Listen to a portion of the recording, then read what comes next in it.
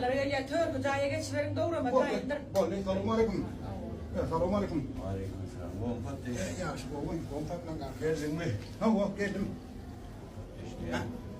Ya ama horlum sunlay. Ay nime gar kaka. Bunlar diyetede de. Ne mi?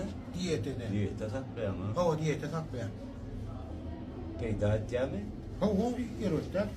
Da. Beyda edecek. Yok. Neye çekiledin o da? Odol buraya 65 kiledim.